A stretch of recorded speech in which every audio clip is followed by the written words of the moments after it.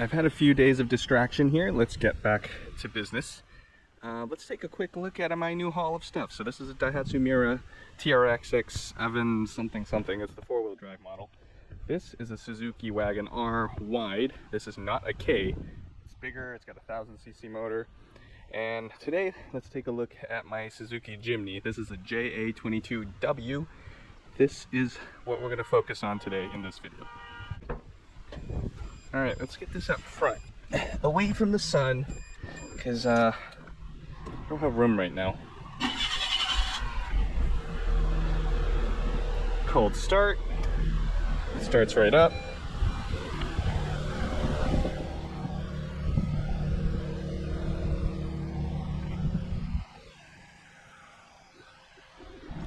Let's see. This is an automatic. I bought an automatic one just to try, and then I figure if my wife wants to play with it or something, she won't have to deal with it. That's what I got an automatic for. Bring it out here to the front. All right. I'm gonna go over the interior stuff here. These are Jimny formats. Are they supposed to be like that? They kind of look like a cow. I don't know. That's what these ones look like too, in the back.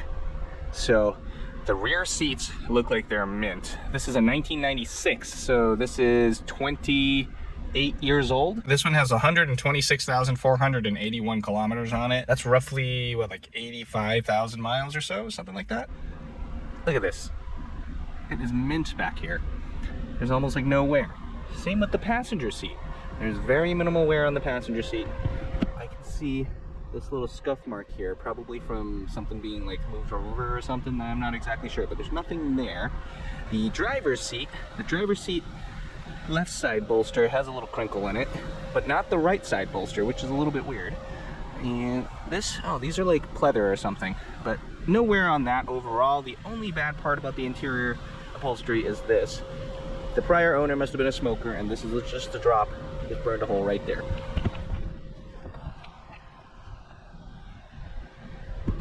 And as you can see when you're sitting here, this is right here, right between the legs. So I'm sure they were probably dropping hot stuff on their lap all the time. Anyways, this is a little storage cubby hole here. There is a lockable glove box here. You just turn it and it opens. This is, I presume, probably the key for this. Put that away. The hood release latch is like the cappuccino, it's up here. This is an ashtray. There's a Sony head unit here. I'm gonna see if I can upgrade this to something more modern. I'm not sure what I can fit here with the shifter being so close to it. I don't know if I can get some sort of those new CarPlay Android Auto units in there. The screen, I'm not sure what I can do with it. This was definitely used because there was a smoker. There's like a little coin tray cubby hole thing.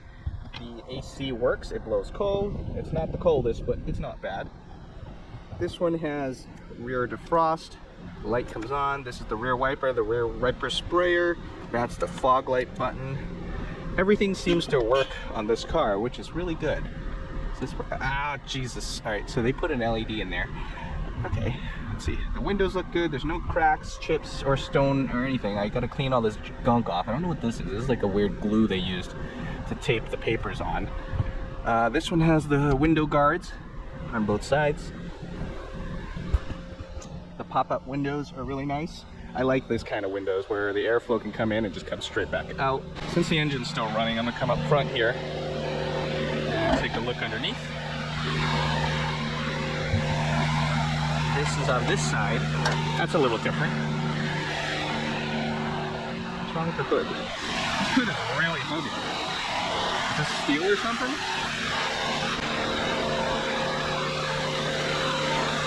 The engine looks pretty clean in here. There's no abnormal noises when it's running. Oh look, that's cool. You can see the refrigerant and stuff flowing through here, the sight glass. I've never actually seen that before. I've never really looked, but it's convenient. Coolant is nice. Brake fluid is full. This looks like a fairly new battery. It's not all like crusty and worn out. That's good. Let's take a quick look at what's going on in here. This is the K6A engine that's in here in this newer Jimny. It's not the newest body style, but this is still the body style where it's kind of boxy like the old school look. Close the door. where it's like that boxy old school look that I really like. I kind of actually like the JA11s where these lights don't exist. But this one looked to be a very good truck, so I bought this one. In here, this is the K6A dual overhead cam motor that Suzuki put out. It's the successor to the F6A. It has a timing chain, it's all aluminum block. It allegedly has a little bit more torque than the F6A, right out of the factory at least. So that makes it newer and more desirable and theoretically easier to maintain because it's a timing chain. It's slightly more reliable, or it's more reliable than a rubber timing belt or even like a Kevlar belt or something. It has a longer lifespan before you need to change it or do anything with it. There's no rust or anything in here, which is really nice. This is a really good example, and this is why I didn't mind it was also an automatic and I bought it. I just wanted to experience a Jimny, and here it is.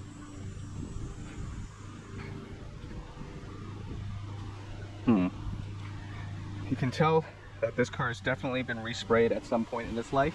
It still looks pretty good, but it's been redone. I'm gonna close the hood so we can take a better look around this thing. That is a heavy hood. All right, so this is the worst part of this paint job here, where this paint is flaking off right at the seam here for the air scoop for the intercooler. Intercooler goes in there, there's a functional scoop, look at that. There's a little bit of imperfections right here on the edge of the hood, so really, I mean, if I had to repaint the hood, this isn't that bad. Just looking around to see where else there's any like imperfections, if there's any like body rust or something. There's nothing on the wheel well lip. This is a typical spot for vehicles like this to rust. There's nothing there. Let's go here, all the way around. In the rear, there's nothing to note. Some clear coat peel or something going on this cover. That's not much either. Channels look really good. Sometimes rust starts on these little channel lips and stuff. There's like a smidgen of a paint issue here, but it doesn't look like a rust thing. Maybe a little bit forming on that. Oh no, that's just some rubber gasket material. Looking in this channel, a little peel right there. Looks pretty good otherwise. It's not rusty. Small imperfections. There's no fade on the hood, I mean on the roof. This is an aluminum roof rack. This is pretty cool. Nice place to put some storage up top because look, there's no storage here if you're gonna have passengers. Let's open this guy up. There is a pressure strut here, gas strut, and this is what it looks like in here. There's no rust in the seams and no body or anything here, so that's a very good sign. This is popped out for some reason. It's missing a set of the screws. It's easy enough for me to buy some new screws and fix that. One concerning thing I've noticed was this part. If I pull up on that, that folds the seat down. Same with this side, right? It doesn't fold flat because that's not how that works. It's pretty clean back here. However, I seem to be missing a latch bracket or something that would go here to hold this down. Why is it not here? I don't know, because these are not latched in at all. They just fold up. I was peeking under here. I'm not familiar. I'm gonna have to look this up. There are bolts under there. Maybe the prior owner removed the bracket for some reason that used to be here that these things clip into. I have no idea, but I'm gonna have to find out. Oh, there's cup holders back here. I can't believe I missed those. They were too close to the front. Both sides have the pop-out windows. The headliner is in decent shape. It's a little saggy here and there. I can see where they hot glued some spots just to kind of hold it up. Seems to be okay otherwise. You get rear grip handles over here for the passengers, except for the driver. There are full seat belts in the back. So I'm gonna fold that down, put the seats back up. There's really not much space here. In the JA11, I noticed the seats were further forward and you get a little bit more room back here, but then passengers have nowhere to really sit. I'm not sure what this, oh, this broke off of here. Okay, that's what that is. Huh. Looks like a easy fix to put this back if I want my defrost working on both sides. Okay. Jimny. All right, so there's a lock on the spare tire box here. I'm probably gonna cut this off just so I can access it later. For now, I'll leave it. Look at the hinges and stuff. Ooh, okay, here. There's a little bit of rust right here that they covered up with the paint. This is probably the worst of it all around the car. Here, same thing. The wheel wells are clean. They must have like taped over the decal and then sprayed over it. That way they didn't lose these. Some paint chipped off of that. But this, look at this. Like, look at the frame right there. There's nothing on this thing. Want to take a peek underneath? This is really good. This is the body, the floor, the frame, the exhaust, the drive shaft, transfer case. It's dripping water there from the evaporator or something.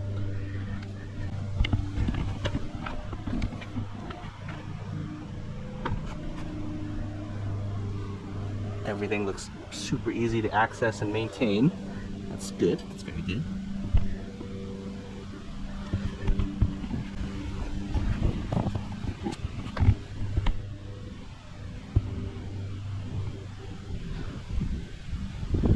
This side of the frame, same cleanliness. There's no rust on this thing. This is fantastic. I wonder where this check is from.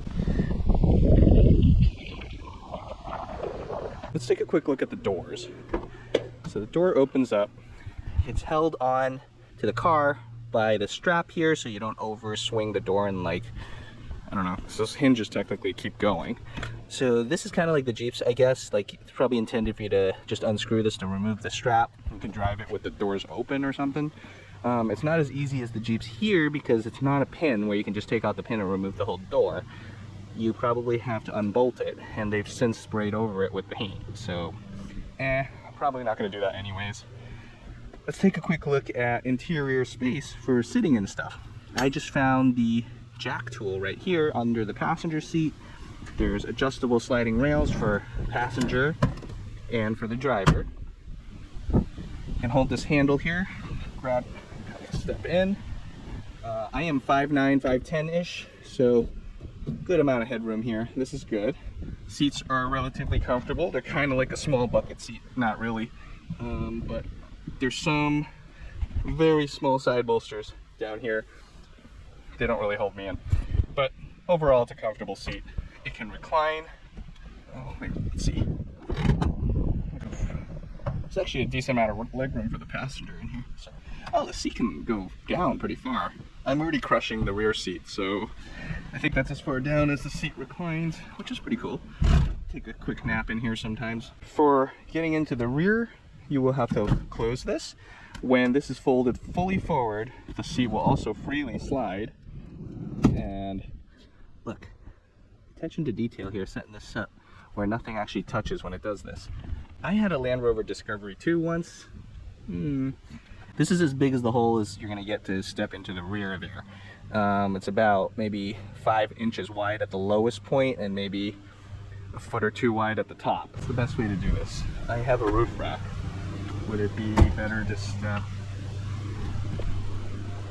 left foot and then spin around as you go in? Wait, no, that was not the best way to do it. Right foot in. My jeans are not helping me right now because they're really tight. Pull in. Yeah, that was the right way to do it. I'm sitting right now in the passenger side.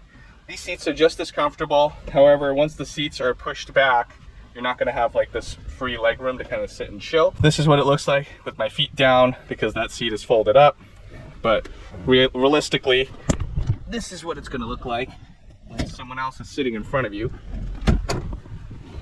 You're gonna have your legs up like this, tucked up, fetal position, kinda. It's not bad though. It's not the most comfortable seat, but I could manage. It seems like I got something to hold on to. We can putt around in this thing. Most importantly, there is a little handle here where the people in the back can let themselves out. I wish this kind of locked into position in the very front here and not just slide around with gravity. It's not bad. This is fine. You just kind of step out, push, step, hold the door or something, and just jump out. My favorite part about this seat design here is how it actually works. So I've been in some of these coupe cars where it does the same thing. You fold the back forward and it slides forward. And then how it works is you always have to slide it to a certain position. Something like this. I'm in the furthest back position, and then you can raise this. and it always puts the seat in some spot that I may or may not want. What's cool here is I can put the back up and it'll lock into place. See how that wasn't the furthest back position? This is like a good 4 inches forward of it. And then we can find the next notch. Oh, there's a bunch of notches. Okay, hold on. Let's see what else I can get here. I want it right there. And it'll just lock into place here. Yeah. So it's really dependent on how you actually pull the seat back up. That is cool. I really like this. It's these little things that I really appreciate in car design and car features. You get manual lockers on this guy. Right now, you can see that they are free, and this is unlock. So if you wanted to lock these, you would turn it, and now it's on lock, and that's on free. So that's how you engage your front lockers. This would be my first real drive in this thing. I got some gas in it, but that's really all I got. You know, also, that was my ETC card reader. I don't know much about the ETC card readers, however, I obviously know what they are. It's like a toll pass reader. You put in like a payment card or something, and it goes through as you scan. So here's the reader thing. It's kind of like our equivalent of the Easy Pass or whatnot, right? So I like that every single one that I've encountered basically had a different voice, and like, I think they all say the same thing or some variant of the same thing, but it's cool that they all have a different voice. I'm assuming that means it's because it's a different brand ETC card reader. You could buy a whole bunch of different ones, and it's just cool just to have something like that. I mean, it doesn't mean anything to us, but it's like a piece of nostalgia for something of this age, and we got a piece of it when we got to buy the car and bring it home. I'm assuming all Jimnys are 4-wheel drive, and that may or may not be true. So this is 2 high, 4 high, neutral, and 4 low. You can easily shift this. There we go. That's neutral. That's 4 low. I can't get into it. I think I have to be in neutral. This is 4 high. Uh-oh.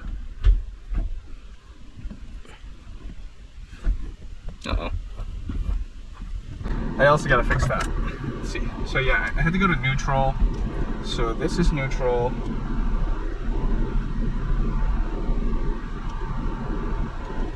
How do I do this?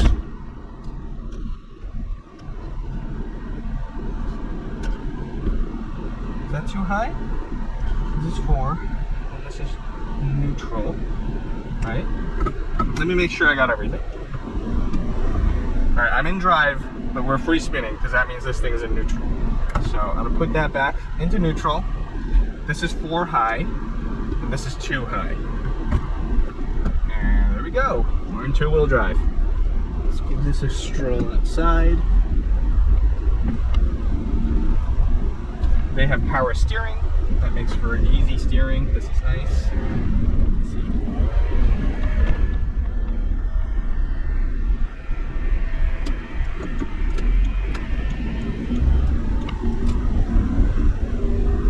Quick. I mean, it is turbocharged. I mean, even with the AC on, this is perfect. This is great. Oh, I have my little back windows open. I want to close them.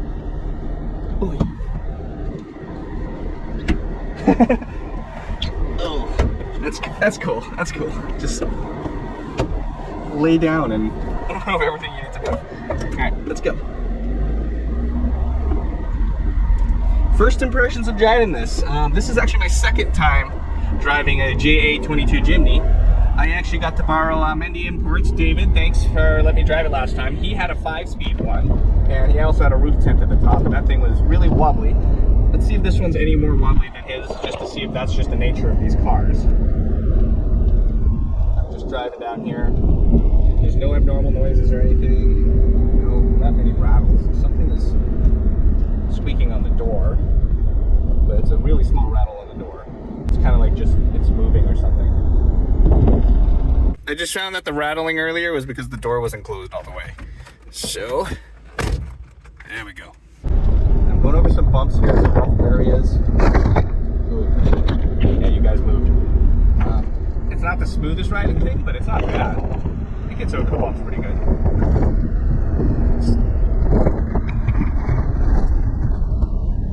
steering seems to have like a little dead spot or something where it's a little bit off.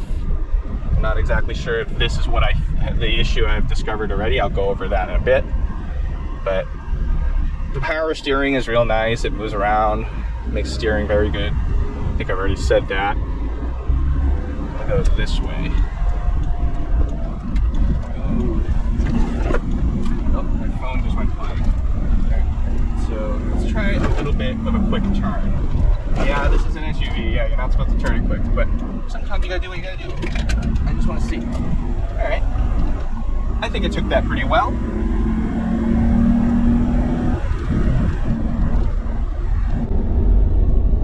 I like how this thing rides. I just love like this old boxy thing. I mean, this really reminds me of the old Land Rover Discovery I had. That thing wasn't exactly smooth riding either. It was smoother than this, but it's basically the same thing. It's like a more luxurious. So I really like this because of like that. These are like the cars I kind of drew as a kid. I'm sure you guys have drawn cars like this when you were little, where it was just like a box with some wheels, maybe with a hood sticking out, and then like when it's a sedan, like you're drawing those boxy old sedans from like the 80s, right? So that's just how we drew cars and stuff, and it's just nostalgic for me to be able to buy stuff like this and just play with it, right? I was looking at this for a while. I was talking about it. I was like, oh, I'm gonna buy one of these, and kind of it's gonna be like a Jeep or something, like a Jeep Wrangler. And I was thinking like, oh, I'm gonna call it a Joop, a J-O-O-P, but it's not really a Joop. I was looking at the front of this JA22 Jimny, and I finally realized it's actually not a Jeep. It's not a Joop. It's a Land Rover Defender, like mini. It's a mini Defender. Look at the headlights here. I was looking at Facebook Marketplace and I saw a few Land Rover Defenders that people were selling, the older ones, right? And I noticed the design of the headlight here with the two side marker lights. They were both on the corner, just like this in the Jimny. And then the boxiness of the thing, how this kind of goes to the back. It's more Defender than Wrangler. Maybe the older Jimnys, like the ones like maybe 1 or 2 generations before this one, maybe those were more Wrangler-like. I mean, I remember seeing some of those with like the vertical slats in the grill, kind of like a Jeep with the 7 slats. Those are more Jeepy than this one. This one's more Land Rover Defender-y. There's a decent sized curb there. I'm curious if I could just kind of walk up this curb. I'm in 2-wheel drive still. Oh, I'm just up there, no problem. Both sides. Is it smooth? It's not so smooth coming down, but it's not bad. It's not bad. Just climbed up there effortlessly. The tall wheels definitely help with such a thing because, I mean, it is a K, so it is still small. And then, what else do we have in here? I did notice a few other things while I was driving. Small little detail I did notice while driving here is you get blue, cold air to the face, and hot air to the feet.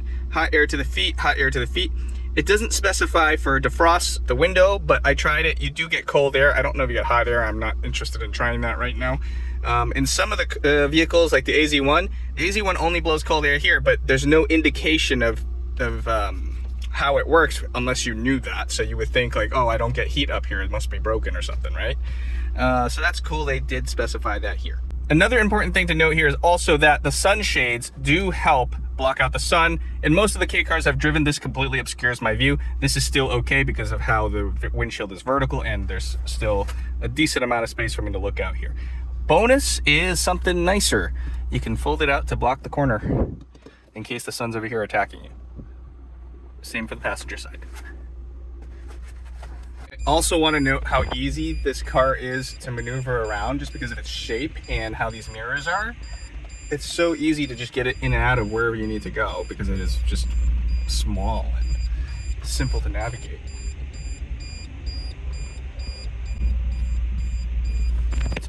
It's also very easy to tell how much room you have back there because it's so short. I think this thing drives pretty well. I'm pretty happy with it. I have something I want to show you with the front wheel because I think that's the only mechanical thing that's wrong with this car. I have some plans I want to do to this. I want to increase the wheel diameter size or like the width or something. I want some bigger, more aggressive off-road wheels. I want a off-road bumper in the front, like the kind of bullnose, not bullnose, like the brush guard type. I'm not sure which one I want to pick yet. I have one in mind. And I also want one of those metal bumpers in the back that's more like minimalistic, but it's like a steel bumper. I think that's all I'm going to do to this because I'm not sure any radio I want to get will like fit here and be reasonably useful. I mean, I guess usually the car is in drive, so it's not, I don't know. I'll think about that. I could just use the sound bar that I have been using, but I don't have anything to do in here. This is going to be an easy thing to put together. Yeah, let's take a look at what I found for a mechanical issue. This is what I noticed, and I want to investigate what it is. It's loose all around. It's loose left and right, up and down, 11 and 5, 1 and 7. Pop the wheel off and take a look. Finally got myself one of these electric wrenches, and it's awesome. That's on the low setting. I mean, these are small bolts, small wheels, but this is really nice. So if I grab it here, the whole thing shakes. Is this a wheel bearing? Yeah, the kingpin and stuff is not moving. Kingpin's here, I believe. That goes straight down, and it allows this to pivot left and right on this spherical ball back here for you to steer, because it's on the front axle. But it's the middle part that's doing this. So I'm gonna try to take this off and take a quick peek. I had to put the wheel back on because it was just spinning on me when I was trying to undo these bolts here.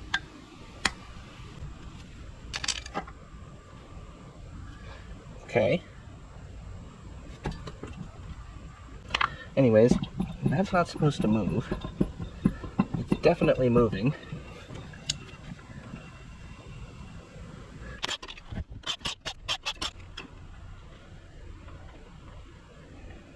It's pretty gross in here.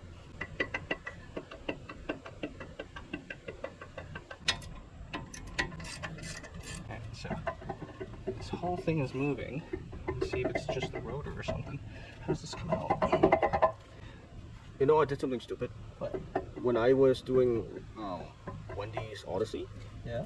you know how there's a screw here? Yeah. It's stripped. I drilled it out, but I left a little bit sticking out. I didn't grind it down. Okay. And when I drive, it was going boop, boop, boop, boop, boop. It was because it was wobbling inside. Punch it. Yeah, you gotta punch it. It was because it was wobbling inside. Uh-huh. That was it. Okay, so. How does this come out? I've never taken one of these apart before, so I'm not really familiar. But it almost looks like, You have to take these screws out. yeah, it looks like that thing has to come out. But why does, where are these things? This one? Does that really have to come out? Looks like it. Interesting. There's no other YouTube video that. I haven't looked. No. I'm just like one step in trying to figure out what it looks like and what's going on. Wait a minute, your wheel mounts on this? Your wheel mounts on this and this is wobbling? Yeah, the whole wheel is shaking. I mean, is this the wheel bearing? You have all these things in there? It still does this. Oh, wow. It's not this bad, but it still does this. Yeah. Alright, it's about to rain here. I'm going to slap this back together to get out of here. I can't fix it right now because it looks like it's a bad wheel bearing. I also need a special tool. So there's like a 4-prong tool that kind of goes over here. It's like a socket. It takes that center part out. I don't know what it's called. There's a threaded bit here that you back it out. And I probably have to take some circular clips, these C-clips on. I got to take those out too. But this is just a loose wheel bearing, it seems like, because it's right behind here. It's in the hub. I can't see any more stuff back there. But slapping this back together, ending this video now. Thanks for watching. This is my Suzuki Jimny I just got. And subscribe for more Jimny updates along with any of the other cars I got too. And I'll see you guys next time. Let me know if you think this is something else while I go order the parts though. Because this grease also looks disgusting, like it got wet. Here's a closer look at the other pieces, the locking bits and the splines on the axle and stuff.